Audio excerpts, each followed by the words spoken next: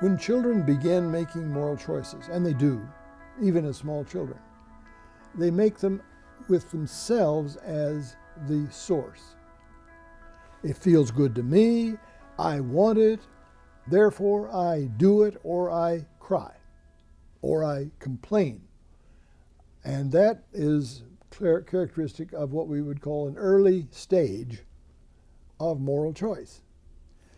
And the source in that first stage, or in that early stage, is self, which we'll think of as the in. What is the source of moral authority? In here. I feel good. I like it. It pleases me. It doesn't please me. I am the judge. I am the jury. I am the source of moral authority. Now, children all start out that way. And if you don't believe it, just watch them at play. And you watch the behaviors which we would have to describe as being either selfish or resigned. There's just hardly any place between those two. And the child who references everything to himself and stays that way for the rest of his life is clearly going to be socially maladjusted. Because if you continue to persist in this notion that you are the judge, it leaves you no way to interact with human beings. It leaves you no way to relate in society. So you come to the second level, which is a preoccupation with other as the source.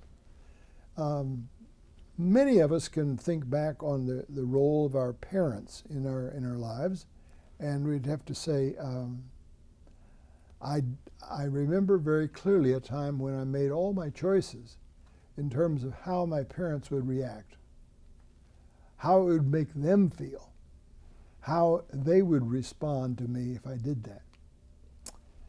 In other words, the moral source has become other.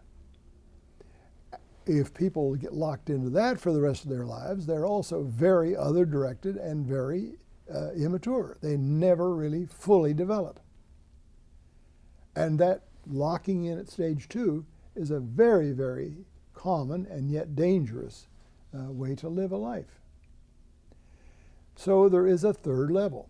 There is a third stage of consciousness, and that is when one says the moral authority indeed is in me, as it was in my first level.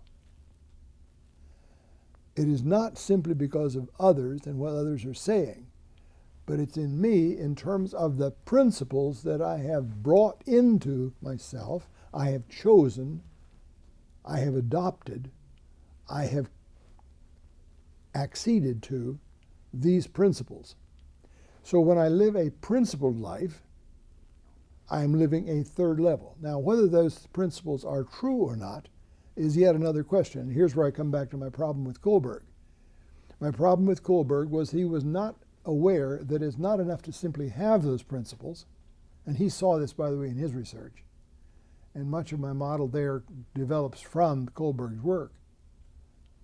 But he did not raise the question of what is the basis of judgment of the true other principles that I have adopted into myself and the false ones.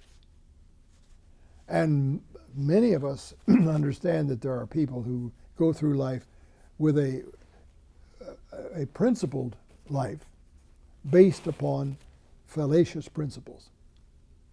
So that moral choice is in me, out, others, and third, in me again, but this time on the basis of chosen principles of behavior, principles of action, principles of truth.